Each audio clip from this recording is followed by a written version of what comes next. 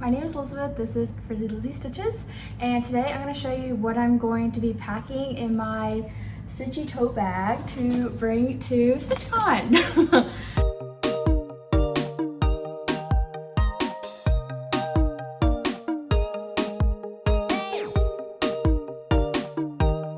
So StitchCon is next weekend. Today is Saturday, June the 7th, and I'm going to weekend A of StitchCon, and I finally have finished all the, well, sort of. I finished all the stitching that I want to get done before StitchCon, so I figured this is a great time to go ahead and pack my bag, since I will be working the first 3 days of next week and before the retreat. So anyway, this is my tote bag that I'll be using. This is the Land's End canvas tote bag in the large size with the long handle, and there's also a zip top. This is like the lavender cloud color, I think, and I got a lilac monogram on it that says Lizzie, and then I have various bag charms and whatnot to customize it and make sure that nobody else named Lizzie thinks that this is their bag. So anyway, so I figured I'm gonna show you everything that I'm putting in there, and then I guess maybe some explanation as to why I'm bringing certain things. So yeah, I've never filmed a video like this, so it might be a little chaotic, but I think we probably should start with the larger items, because typically when I pack a bag, I like to put the heavy stuff in first. So the first thing for me would be my K Creations lap stand. I will link below where I purchased this. There was an Etsy seller, and I never can remember the name of their shop, but that's where I got the stand. So to pack it up for my bag, I actually need to take this screw out here, and then I will just slide that in the little mouth where you put your Q-snap, like that. And then I'm just gonna wind these down. And then I also will loosen up this, the screws on the side so that I can fold the arm down like this. So this is as flat as it can be. This is a very hefty piece of wood. So I think there are probably some better options out there as far as convenience of moving this around, but this is pretty affordable as far as lap stands go, and it's really not that clunky when you're carrying a giant bag. So this is gonna go in the bottom of my bag, and when I get to the retreat, that'll be the first thing that I set up, and I'll probably just leave it out so I won't be lugging it back and forth between where I'm staying and the stitching room. The next thing that I probably would put in my bag would be all the projects that I plan to bring. So let's dive into that. So the first project that I'm bringing is Little Things by Emma Congdon. This is my planned StitchCon finish, and this is what my progress looks like before the retreat. So I have less than 500 stitches left to finish this, and I really wanted to have something to finish at StitchCon because they have a bell at the front of the room that you can ring when you finish a project, and everyone cheers, and it's just really exciting. So that's project number one. Okay, project number two, I'm keeping in another bag that I made. This one is gonna be my new start, and this is Berry Patch by Hello from Liz Mathews. The Strawberry Moon is next week, and the whole month of June, Marjorie made us hosting a sale called the Strawberry Moon Sale, and so this is gonna be my strawberry start.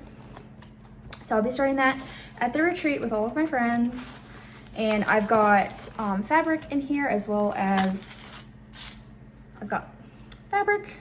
This is Roxy Floss Co. porcelain, and then I've got all the DMC that the project calls for. Okay, the next project that I'm gonna bring is in this bag that my friend Elizabeth from ElizabethAnCanStitch made me. This is my Cherry Magpie, which is a pattern by JedXStitch. And this is something that I started at Stitch North about 6 weeks ago? It was in the first weekend of May. So this is what my project looks like. This is at 10%, and I don't really have a goal for where I want to get to it. It's just a really bright, fun pattern, and I just want to work on bright, fun things. Like, look at that floss. I can't even. So anyway, that is coming with me as well.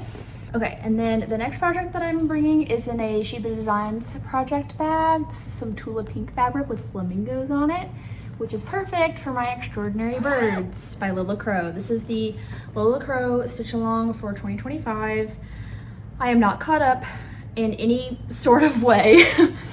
This is what my project looks like going into the retreat. So I started the frame and then I just kind of skipped down to do part 1. So parts 1 through 4 are currently out. The week of StitchCon is actually a bye week as far as pattern releases go for this. So I'm hoping to use that to my advantage. I won't get caught up because that's just impossible, but I'm hoping to make a good amount of progress on the 4 parts that have been released in the last month. Okay, so these 4 projects are going in my bag. Okay, and I'm technically bringing another project. But this bag I'm using to store other things as well. This is a Jasmine Custom Bags project bag in the large size in this amazing Taylor Swift Aerostore fabric. I'm obsessed with this bag. In here are 2 projects. One of them I'm bringing to simply show off to my friends, and the other one I'm bringing just in case I want to work on it. Well, really I want to show off both of these, but only one of them I will maybe work on. So the first project that's in here is my token by Long Dong Sampler. I met my goal for this year, so I won't be working on this, but I do love how it looks and I want to show it to my friends. So that's in this bag, as well as the project that I think I will actually work on, which is my sampler garden by Modern Folk Embroidery, and it looks like this. Sorry for the see-through. This is kind of like my extra project in case I don't want to work on the other things I already packed. So those things are in this project bag, as well as I also like to bring extra Q-snaps because oftentimes when I'm switching between projects, I don't want to have to take my project off my Q-snap and put a new one on. I just like to have them ready to go. So I have 2 extra Q-snaps over here. I have an 8x8 and an 8x11. And so these will fit in here. Even though one of these projects is already on a Q-snap, these will still fit in here as well. Very comfortably, so that's amazing. And this will be going into the tote bag. Okay, another project that I'm adding to my bag is not one that I plan to work on, but this is my pass around project. So this pattern is 324 by Works by ABC, and I started this at StitchCon last year, and essentially I just bring it to some of my friends and ask them to stitch a motif in whatever color they want, and so this is what it's looking like so far. And so I'm hoping to get some more motifs done this year at StitchCon. And inside this bag I have the pattern printed out with some like paper for them to write where they stitched and what floss they used, as well as like highlighters to mark off where they stitched on the chart. Everything's in there, so this is also going into my bag. Okay, the next thing I'm gonna be putting in there is my DMC color card. This is not necessary. However, I like to have it because when I'm hanging out with my friends, we get so many ideas for new projects, or people bring projects that they want to kit up at the retreat. And so this is just a very handy tool to have to compare overdyes to called for and whatnot. And it's really not that big for me to bring, so it's just a convenient little extra that I like to have. So that will be going in my tote as well. Okay, next up are several notions. So the first notions pouch that I have is in this cute little pouch that my friend Marjorie made. So in here I have like flannel strips that I like to put in between the clamp and the frame of my Q-snap. I also have a couple grime guards.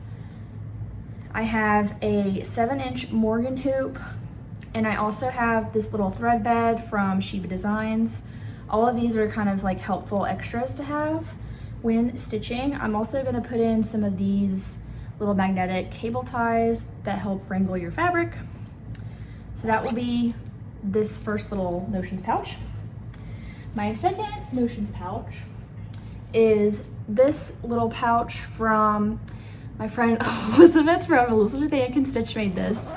And I do not know what the pattern is called. I wanna say it's a Minky Kim pattern, but it's just this really nice, like wide open tote or pouch that like holds a bunch of stuff. So I'm putting in this little orc catcher in here. The other items I have in here are just scissors, measuring tape, random writing utensils, and some of these like spoolie things to help organize your fabric.